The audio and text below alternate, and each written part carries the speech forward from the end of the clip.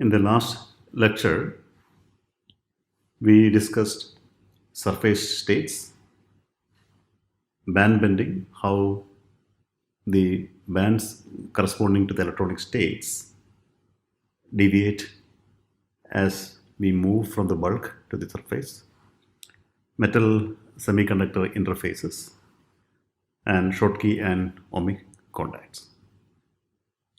In this lecture, we will spend most of our time discussing semiconductor heterostructure, formation of the semiconductor heterostructure and the basic rules, how we align the bands corresponding to different semiconductors to form the heterostructure, and also the fabrication methods for lattice-matched interfaces between two semiconductors.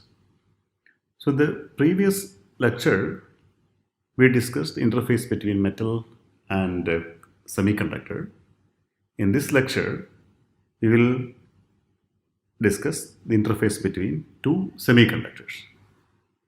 So the relevant parameters for understanding how we can match two semiconductor surfaces and form a proper interface are the work function of the material. Work function is the energy required to remove an electron from the material into the vacuum, and electron affinity, that is the energy difference between the conduction band edge and the vacuum level, whereas work function is the energy difference between the vacuum level and the Fermi level. Band gap of these two material, the conduction band edge, valency band edge, Fermi level, that again depends upon doping and the built-in voltage. Okay. Now, in this picture, what we are seeing is two semiconductor, both are N-type. Both of the semiconductors are actually N-type semiconductor. We can see that because the Fermi level is close to the conduction band in both cases. Okay. And the vacuum level is somewhere here, and the band gap for this semiconductor on the left side, this is the band gap Eg1, and the right side you have the band gap Eg2, and here we have a situation where Eg1 is less than Eg2. That is what we have. And the guiding rule that tells how we are going to align two semiconducting material in the energy space to form an interface between two, to form a junction, that is called Anderson rule. So it's a very simple picture, but the realistic materials can be very complicated, and the rules also can be complicated, and it is involved. But this is how, to the first degree, that we understand how these two materials are joined. Okay. So the Anderson rule says that the first what you do is you align the vacuum levels, get the relative position of the band edges. So that is the first thing. So you have a vacuum level and you align the rest of the band edges, conduction band, valency band, and the Fermi level, everything with respect to that. So vacuum level is your reference. Vacuum level is somewhere here. So as you can see here, you have taken the vacuum level reference, and rest of them you can think as if you have actually hang from that point. Okay, it is hanging from that point, vacuum level. Then the band offsets at the interface that you can calculate using the electron affinities and the band gap. For example, the conduction band discontinuity at the interface, delta EC, that is basically the difference between two electron affinities, and the valency band discontinuity. In this case, you also need to consider the band gap differences too. Okay, so if you look at this, this is nothing but chi1 minus chi2, then you have Eg1 minus Eg2. That's what this is. So chi1 minus chi2, then Eg1 minus Eg2. You have to consider the difference of the two electron affinity and also the band gaps. Then only you can consider the discontinuity in the valency band. That is how you calculate. That much discontinuity you have to keep at the interface. Then you align the rest of the material such that the Fermi level at the interface is actually continuous. Fermi level throughout is continuous, because once you join these two material, the Fermi level, that's a level that tells the level up to which electron is filled. Until you join the material, the Fermi level can be different because the electron levels are different. Now, the moment you join these two material, the electron level should be same throughout, because it become now one solid. Okay, it's a one conducting solid. It's like you are taking two containers of water and you're connecting it with some kind of a tube, so that the moment you connect it, you're going to make the water level same in both containers. That is what you're doing here.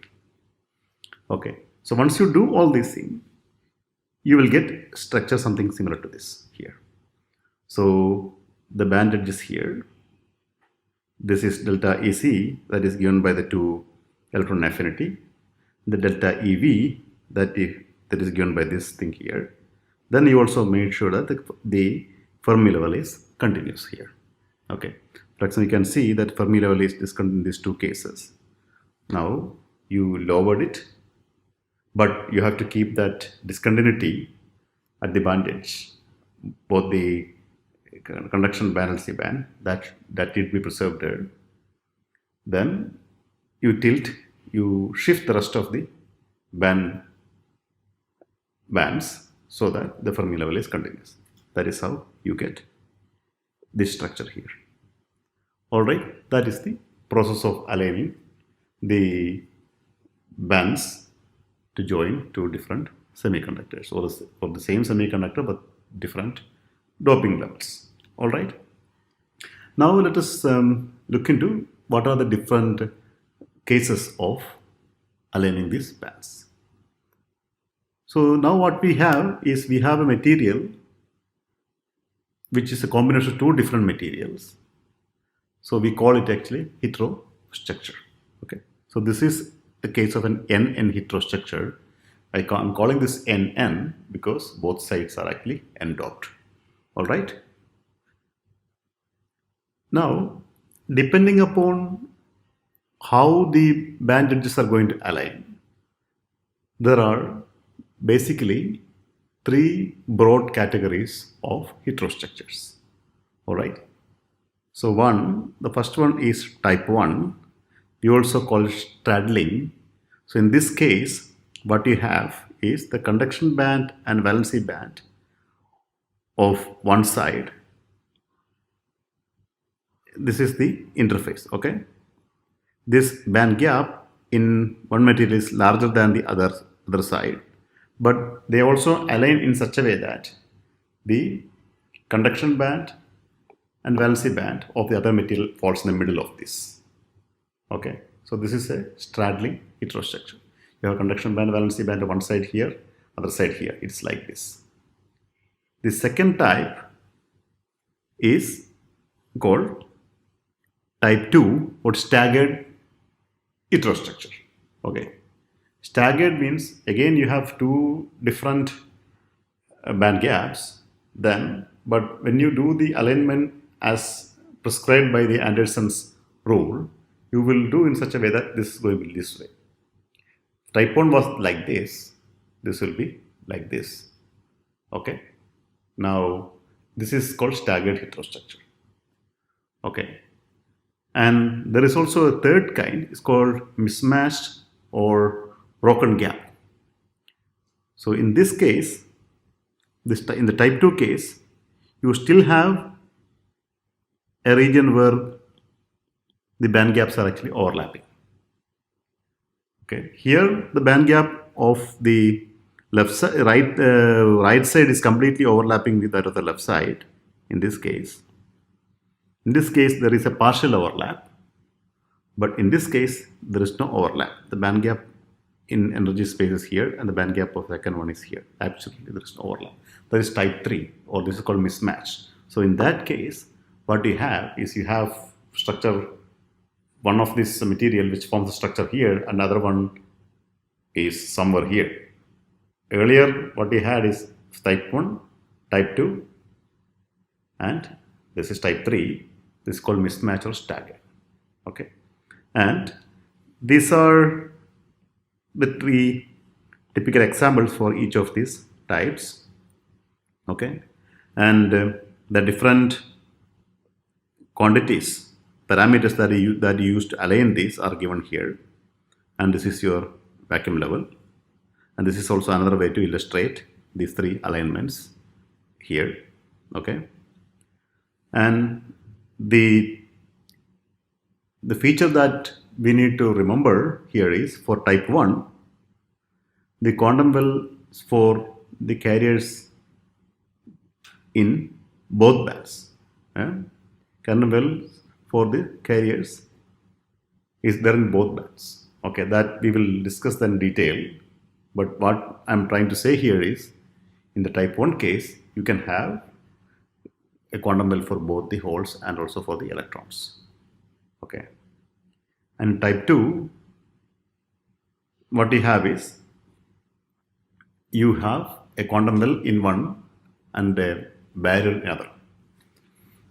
So just to understand these statements, all you need to look at is these edges here. In this case, the well is going to form here because this is a lower energy for the electrons in this conduction band, and here you have holes in the valency band. A well is going to form here. That's in both cases. For a hole, this is a lower energy region, and for an electron, this is a lower energy region. Okay, so you have well for lower energy region for both holes and electrons. But in this type 2, what we are saying here is there is a well for one type of carrier, but there is a barrier for the other type of carrier. And it's easy to see from here, this is a well for this kind of carrier, but this is actually wherever it forms the well here, it will be a barrier for this carrier holes. But that is true for the converse is also true, because now there is a well here and a barrier here for the electrons if you for going by this way. Again, whether you will get a well or you will get a barrier or where the carriers end up, and all these depends on details of the doping and the other fine parameters of the interface, which is not a topic of discussion for this slide. But what I'm trying to say is broadly there are three kinds of heterostructure. There's a type 1, there's a type 2 and type 3, and they are classified according to how the conduction valency bands actually shifted in the energy direction in the energy axis with respect to the vacuum level. All right, so now let's take some examples. Okay, the most common example for a quantum well, or whenever we say quantum well, what comes to our mind is gallium arsenide, aluminum gallium arsenide material. Such a fantastic material, just given a lot of interesting and important results which are both thrilling for fundamental physicists and also for technologists. Okay, so the gallium arsenide system or gallium arsenide, aluminum gallium arsenide system belongs to type 1. Okay, so this actually, I would say this is type 1. So you can see that the aluminum gallium arsenide side has a larger band gap, the gallium arsenide has a slower band gap, and they are aligned this way. So this is a type 1. Okay, and here what we are seeing is an intrinsic gallium arsenide or undoped gallium arsenide where the Fermi level is lying in the middle, and the N-type or N-doped aluminum gallium arsenide. So the Fermi level is close to the conduction band. And of course, when you do the process, you had this structure initially. Now you have to, when you align the vacuum level, you got something like this. That's how you define the type 1, type 2, and type 3, how they are displaced when it is actually aligned from the vacuum level. Okay, this is type 1, and that is what we have for gallium arsenide. Now you have these two Fermi levels. So how these Fermi levels are aligned? So you have this Fermi level, and you going to shift it both sides so that Fermi levels are aligned. But that you have to do keeping the band discontinuity unaltered. So whatever the delta EC, these two regions you have to keep unaltered. Delta EC and delta EV, that you cannot change. But rest of things you have to align. Okay, when you do that, you are going to get a small triangle shaped well at the interface. Okay, this is the quantum well. Why it is a quantum well? We will come to that in a minute. Okay, this another example is indium arsenide, gallium, antimonide. Both are p-type, and that's what we have here. Here also, this is again, now this is actually, I would say this is like the type 3 because there is no much overlap between these two bands. Okay, so now you have to align in interface, you have to keep this way, but at the same time you have to align the rest, so you will get this quantum well in this case. And you can also get another quantum well, but that is in the other material. That's one quantum well is in this material, the other quantum well is in this material. But now, since it is a p-type material, so you have to consider that the holes are the majority charge carriers there. So you will have a quantum well in the valency band. In this case, you have a quantum well in the conduction band. Okay, so that is a difference.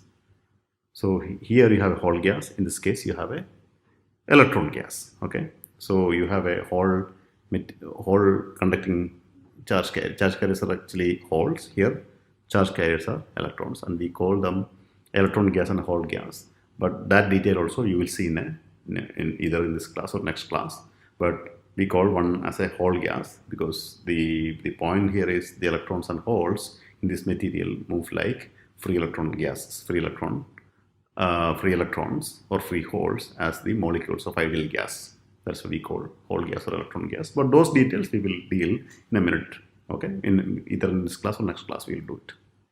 All right. So these are two different examples. One is a type 1 and this is actually a type 3. Okay, we have two kinds of systems here. All right, so now let us look at the common system, material systems, which generates all these different heterostructure. So this diagram here relates the lattice constant of various material and the band gap. So you will see very soon that the interface where these two materials are actually meeting is where all action is going to take place. As you have seen in the previous slide, your charge carriers are end up in this well, either here or here or here, which is right at the interface. So the quality of this interface is probably the most important thing when we consider these material systems, because that is where all the action, all the movement of charge carriers are going to take place. That is where these charge carriers are going to end up. Okay, so how good, how crystalline, how perfect this interface is of paramount importance. For that, what we need from the solid state physics point of view is a perfect lattice matching. When I say perfect lattice matching, is there are no defects or dislocations at the interface. We will address how these structures are grown, how these structures are made in the next slide. But this is going to summarize the importance and the quality of this heterostructure.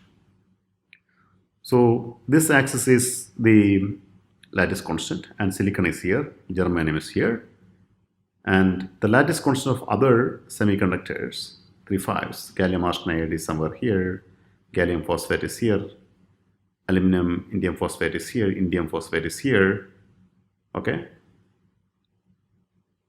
and cadmium telluride is somewhere here, mercury telluride is here, indium antimonide is here, okay.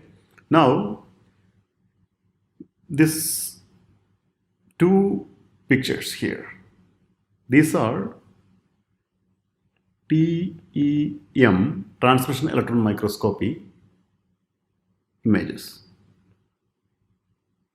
of this interface. So you can see that there's a small color change here, and there is also a small color change here too, which is hard to notice, but here it is, in this specific it is apparent. So you have gallium arsenide phosphate and indium gallium arsenide here. So when you move from this region to this region, the interface is so perfect. You don't feel that there is any change. If you ignore that those are made of two different sets of material elements, if you just assume that those are all just points, lattice points, they're just continuous. There is not much mismatch between this system and the system. That means the lattice of these two materials are so identical that there is a perfect lattice match interface. Okay. Similarly here also, this is gallium arsenide, aluminum gallium arsenide interface. In this case also, you don't feel, as you draw a line from here to here, it's perfectly periodic. There are no defects, there are no dislocations. These are real images of these materials between these two systems. Okay, the perfect lattice match. That means the electron which moves through this interface is not going to feel any difference between that side and this side. Of course, it's going to see a difference in the energy of the two sides, the band gap in two sides, but there are no defects. It's perfectly periodic. Okay, and this graph here is showing you how the lattice constant is going to vary as you change the composition, because one side is you have gallium arsenide, so gallium arsenide, other side is aluminum arsenide. So you go from gallium and replace arsenide, and you go to aluminum gallium arsenide by replacing the gallium by aluminum progressively. So that is actually gallium 1 minus x, aluminum x. So you replace the gallium with aluminum slowly in this fraction. Now you can see how much the lattice constant is changing. So that is how these two materials are made. One is gallium arsenide, one is aluminum gallium arsenide. So if you look at the lattice constant here, this is gallium arsenide, aluminum gallium arsenide. They are pretty much almost on a straight line. You can see that. There's no huge difference between those two sides, right? So here also you can see that as you go from here to here, the lattice constant is changing by like a very, very small fraction, 5.653 Armstrong to 5.66. That is 0.01-ish approximately. That is the change. That is 1% change in lattice constant. I mean less than 1% change, right?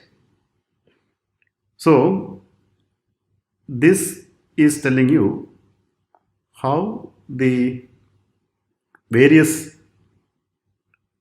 band edges are, or where the various band edges are, depending on the direction. For example, the band gap here is the gamma value. It's a direct band gap. Okay, when it's a direct band gap means the position where the minimum of the conduction band, maximum of the valency band, they are actually at the same k point, at the same wave vector. Okay, and this is gamma value. Okay, these details are not really relevant, but what I'm trying to say is this is telling you what is the typical band gap for this gallium arsenide. Now, as a function of the composition, this is how the band gap is going to change. I mean, band gap at various points are going to change. When you take, this is gallium arsenide, this is aluminum arsenide. So this is your compound where gallium aluminum arsenide, and X varies from 0 to 1. Okay. When you do that, you start from gallium arsenide and you become aluminum arsenide, and in between this is gallium aluminum arsenide. Now you can see that until a fraction of 0.4, close to 0.4, you can see that this gamma, or the direct band gap, this is the direct band gap. These are indirect band gaps. Okay, so this is the maximum of the conduction band. The maximum of the conduction band is not changing, but the maximum of the valency band is not changing, but the minimum of the conduction band is actually changing, right? So the band gap is actually from maximum of the valency band to the minimum of the conduction band. So this configuration for x is equal to 0, you have that at the gamma point. It's a direct band gap. But now, as you vary the x composition, you can see that the band gap is also increasing, because you have to go from here to here, right? This is the band gap. Gallium arsenide is here, aluminum gallium arsenide here. You need to go from here to here when you vary x0 to 1. What that means is your band gap is actually increasing. At some point of time around 0.4, now the band gap is actually above the x point, but x is actually an indirect band gap. Okay, that's the x value here. That's the indirect band gap. So what that means is the material is actually changing from direct band gap to indirect band gap. Okay, so for a lot of applications, we need direct band gap, especially when there are photons are involved, where optical transitions are involved. You actually need a material with a direct band gap. So almost all these devices are made with the composition X, which is less than 0.4. That's where most of these devices are actually made.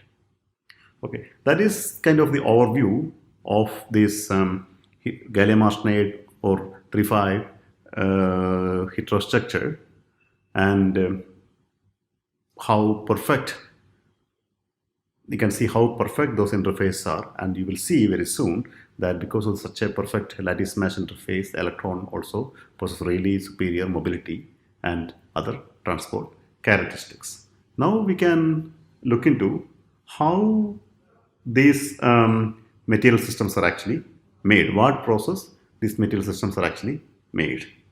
Okay, there are two main processes where these really high quality, high purity materials are grown. They are stacked. The overall process is called epitaxy, where you are actually growing layer by layer, atom by atom of one material on top of the another material, and you can stack various materials in various sequences too. Of course, there are a lot of details, and this is a very tedious and very involved process which requires very expensive and highly sophisticated machineries and various characteristic tools and everything. And the first process is called molecular beam epitaxy, MBE. Here, it is very similar to it's a physical vapor deposition system where you have various pockets which are generally called effusion cells. You can think these are like some kind of container where the material that you want to deposit or you want to grow is there inside. That material is kept in that container, and you're going to heat it, and you will pass the vapors of this to certain substrate where you're going to grow this structure. And you have a lot of controls here. How many atoms are emitted, how many by controlling various parameters such as temperature, the pressure and everything. Okay. And this whole thing happens at really, really ultra high vacuum, something like close to 10 to the minus 11, okay, torr. Okay. Now there are various characterization tools such as read or XRD, OJ spectroscopy, all kinds of thing which is going to verify that you are growing the right material and right sequence and everything. All this characterization happens in situ. Okay, and a lot of other bells and whistles to this. Anyway, but this is just an overview, and this whole thing is called MBE or molecular beam epitaxy, and this is a picture which we have seen in the previous view graph where you have interface of gallium arsenide and aluminum gallium arsenide which are grown in sequence and like a grating. Okay, and as you can see, as you go from one end to the other end, you don't see any change in the periodicity of the overall lattice because they are so close. The lattice constant of these two material, aluminum gallium arsenide and gallium arsenide, are so close that doesn't change very much. Okay, this is one technique, and the other technique is something called MOCVD, that is called metal organic chemical vapor deposition. Okay, here this is a CVD process, chemical vapor deposition process, but this is also involved. But it's a reactive process where you have the organic compound, volatile organic compounds of the species that you want to deposit. In this case, the illustration here is you are depositing an indium phosphate. So what you have is indium and phosphorus layers. But there are two kinds of reactive gases here. One is trimethyl indium, and you have phosphine, pH3. So these two you will pass into some kind of chamber. Of course, a lot of calculations and a lot of simulations are done to design this chamber and what direction, how you pass it, pumping speed, all kinds of things are actually involved. Then you have a substrate holder where it is hot, everything is kept hot, and the gases will hit the substrate where you are keeping all these wafers, which you can see the circular thing which is on that hot surface. Then when it will hit, it will undergo some chemical reaction, is going to get adsorbed these different species, and there are some pumping mechanism which will pump out the other volatile part, in this case the CH4 with the byproduct that will leave the chamber, and you will end up with getting only the required on the elements, that is in this case indium and phosphorus. So of course this is also a very popular process, especially for industrial scale growth, because MBE, what we discussed in the previous slide, is a very slow process, and it takes a lot of time, and there are uniformity issues because all kinds of things are there. But for a commercial scale fabrication of heterostructure, for example, for applications in light emitting diodes or all kinds of other optoelectronics application, where for example your screen, computer screen, all kinds of things, those are all made by CVD, okay, or MOCVD process, because you can grow large area heterostructure with a relatively very good uniformity. And one important thing that I would like to notice, or I would like to bring it to your notice here, is the MBE is actually a high vacuum process. Okay.